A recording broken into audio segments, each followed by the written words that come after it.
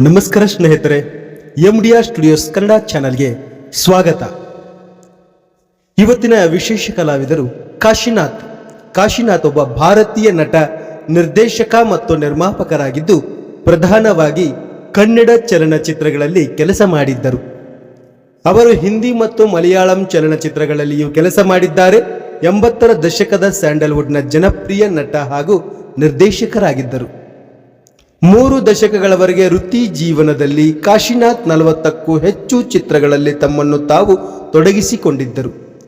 ನಟ ಉಪೇಂದ್ರ, ನಟಿ ಉಮಾಶ್ರೀ, ಸಂಗೀತಗಾರ ವಿ ಮನೋಹರ್ ಮತ್ತು ನಿರ್ದೇಶಕ ಸುನಿಲ್ ಕುಮಾರ್ ದೇಸಾಯಿ ಸೇರಿದಂತೆ ಹಲವು ಪ್ರತಿಭೆಗಳನ್ನು ಕನ್ನಡ ಚಲನಚಿತ್ರೋದ್ಯಮದಲ್ಲಿ ಪರಿಚಯಿಸಿದ ಕೀರ್ತಿ ಕಾಶಿನಾಥ್ ಅವರಿಗೆ ಸಲ್ಲುತ್ತದೆ.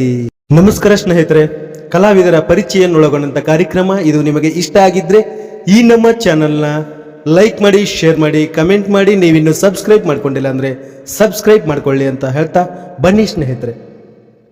ಕಾಶಿನಾಥ್ ಅವರು ಕುಂದಾಪುರ ಸಮೀಪದ ಕೋಟೇಶ್ವರದಲ್ಲಿ ಸ್ಮಾರ್ತ ಬ್ರಾಹ್ಮಣ ಕುಟುಂಬದಲ್ಲಿ ಜನಿಸಿದರು.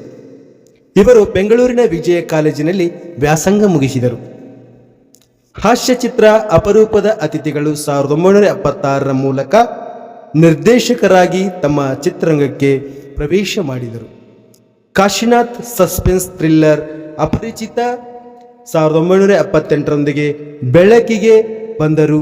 ಅವರು ಅನುಭವ 1984 ಎಂಬ ಯಶಸ್ವಿ ಚಲನಚಿತ್ರದ ಮೂಲಕ ನಟನಾಗಿ ಚಿತ್ರದಲ್ಲಿ ಅಭಿನಯಿಸಿದರು. ಇದೇ ಚಲನಚಿತ್ರವನ್ನು ಹಿಂದಿ ಭಾಷೆಯಲ್ಲಿ ಅನುಭವ್ 1986 ಎಂದು ನಿರ್ದೇಶಿಸಲಾಯಿತು ಮತ್ತು ಅವರು ಬಾಲಿವುಡ್ ಪ್ರವೇಶವನ್ನು ಮಾಡಿದರು. ಅವರ ಚಲನಚಿತ್ರಗಳು ಸಾಮಾನ್ಯವಾಗಿ ಭಾರತೀಯ ಸಮಾಜದಲ್ಲಿ ಮಡಿವಂತಿಕೆಯ ವಿಷಯಗಳು ಎಂದು ಪರಿಗಣಿಸಲ್ಪಟ್ಟಿರುವ ವಿಷಯಗಳನ್ನು ಸ್ಪರ್ಶಿಸುತ್ತವೆ. ದ್ವಂದ್ವಾರ್ಥಗಳನ್ನು ಹೊಂದಿದ ಸಂಭಾಷಣೆಗಳಿಂದಾಗಿ ಅವರ ಸಿನಿಮಾಗಳಿಗೆ ಟೀಕೆಗಳು ಎದುರಾದರೂ ಅವರ ಚಲನಚಿತ್ರಗಳು ಸಮಾಜ ಮತ್ತು ಉದ್ಯಮದ ಮೇಲೆ ಪ್ರಭಾವ ಬೀರಿವೆ. ಅವರ ಕೆಲವು ಚಲನಚಿತ್ರಗಳ ಸಂಭಾಷಣೆಗಳು ಜನಸಾಮಾನ್ಯರ ಆಡುಭಾಷೆಗೆ ಸೇರ್ಪಡೆಯಾಗಿವೆ. ಕಾಶಿನಾಥ್ ಅವರು ಕನ್ನಡ ಚಿತ್ರರಂಗದಲ್ಲಿ ಹೊಸ ಅಲೆಯನ್ನೆಬ್ಬಿಸಿದವರು. ಅವರು ನಟನೆ, ನಿರ್ದೇಶನ, ಸಂಗೀತ ನಿರ್ದೇಶನ ಹಾಗೂ ಚಿತ್ರ ನಿರ್ಮಾಣದಲ್ಲಿ ತಮ್ಮ ಕೈಚಳಕ ತೋರಿಸಿದ್ದಾರೆ. ಅವರ ವಿಭಿನ್ನ ಶೈಲಿಯ ಚಿತ್ರಗಳಿಂದ ಪ್ರಸಿದ್ಧಿಯಾದವರು. ಕಾಶಿನಾಥ್ ಚಿತ್ರಗಳಲ್ಲಿ ಪ್ರಮುಖವಾದವು ಅನಂತನ ಅವಾಂತರ, ಅನುಭವ, ಅವಳೇ ನನ್ನ ಹೆಂಡತಿ, ಹೆಂಡತಿ ಎಂದರೆ ಹೇಗಿರಬೇಕು ಇತ್ಯಾದಿ. ಅವರ ಮಂಗಳೂರು ಮಂಜುನಾಥ ಚಿತ್ರದ ಸಂಭಾಷಣೆಗಳು ಬಹಳ ಜನಪ್ರಿಯವಾಗಿವೆ. ಅವರ ಗರಡಿಯಲ್ಲಿ ಪಳಗಿದ ಅನೇಕ ಯುವಕರು ಚಿತ್ರರಂಗದಲ್ಲಿ ಬಹಳ ಯಶಸ್ವಿಯಾಗಿದ್ದಾರೆ. ಉಪೇಂದ್ರ, ವಿ ಮನೋಹರ್, ಸುನಿಲ್ ಕುಮಾರ್ ದೇಸಾಯಿ ಹೀಗೆ ಹಲವು ಮಂದಿ ನಿರ್ದೇಶಕರು, ದುರ್ಗಾ ಪ್ರಸಾದ್, ಗೋಟೋರಿ ಎ ಬಾಲಕೃಷ್ಣ ಮುಂತಾದ ಸಾಹಿತಿಗಳು ಕಾಶಿನಾಥರ ಶಿಷ್ಯ ವೃಂದದವರು.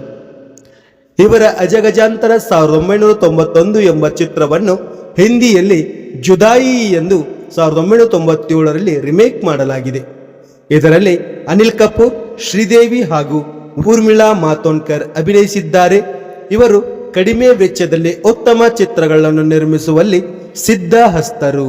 ಒಟ್ಟಾರೆ ಕನ್ನಡದಲ್ಲಿ 13, ಹಿಂದಿಯಲ್ಲಿ 2 ಹಾಗೂ ತೆಲುಗಿನಲ್ಲಿ 1 ಚಿತ್ರವನ್ನು ನಿರ್ದೇಶಿಸಿದ್ದರು. ಕನ್ನಡದ 2 ಚಿತ್ರಗಳಿಗೆ ಸಂಭಾಷಣೆ ಬರೆದಿದ್ದ ಕಾಶಿನಾಥ್ 3 ಚಿತ್ರಗಳಿಗೆ ಚಿತ್ರಗೀತೆ ರಚಿಸಿದ್ದರು. ಕನ್ನಡ, ತೆಲುಗಿನ ತಲಾ 1 ಚಿತ್ರಕ್ಕೆ ಸಂಗೀತ ನಿರ್ದೇಶನ ನೀಡಿದ್ದರು. ಕನ್ನಡದಲ್ಲಿ 36, ತೆಲುಗಿನ 1 ಚಿತ್ರದಲ್ಲಿ ಅಭಿನಯಿಸಿದ್ದರು. 1991ರಲ್ಲಿ ಅವರು ನಿರ್ದೇಶಿಸಿದ್ದ ಅಜಗಜಾಂತರ ಚಿತ್ರ ಹಿಂದಿಯಲ್ಲಿ ಜುದಾಯಿ ಎಂದು ರಿಮೇಕ್ ಆಗಿತ್ತು. ಅವರ ಕೊನೆಯ ಚಿತ್ರ ಚೌಕ ಕೂಡ ಯಶಸ್ವಿ 100 ದಿನ ಪೂರೈಸಿತ್ತು. ಕಾಶಿನಾಥ್ ಅವರು ನಿರ್ದೇಶಿಸಿದ ಚಲನಚಿತ್ರಗಳು ಅಪರಿಚಿತ 1978, ಅನುಭವ 1984, ಅನಂತನ ಅವಾಂತರ 1989, ಅವಳೇ ನನ್ನ ಹೆಂಡತಿ 1988, ಚಪಲ ಚೆನ್ನಿಗರಾಯ 1990, ಅಜಗಜಾಂತರ 1991, ಅವನೇ ನನ್ನ ಗಂಡ ಹೀಗೆ ಹಲವು ಚಿತ್ರಗಳನ್ನು ನಿರ್ದೇಶಿಸಿದ್ದಾರೆ. ನಟಿಸಿದ ಚಲನಚಿತ್ರಗಳು ಹೆಂಡತಿ ಎಂದರೆ ಹೀಗಿರಬೇಕು, ಲವ್ ಮಾಡಿ ನೋಡು, ಹಲೋ ಯಮ, ಚೌಕ, ಇನ್ನೂ ಹಲವು ಚಲನಚಿತ್ರಗಳಲ್ಲಿ ನಟಿಸಿದ್ದಾರೆ.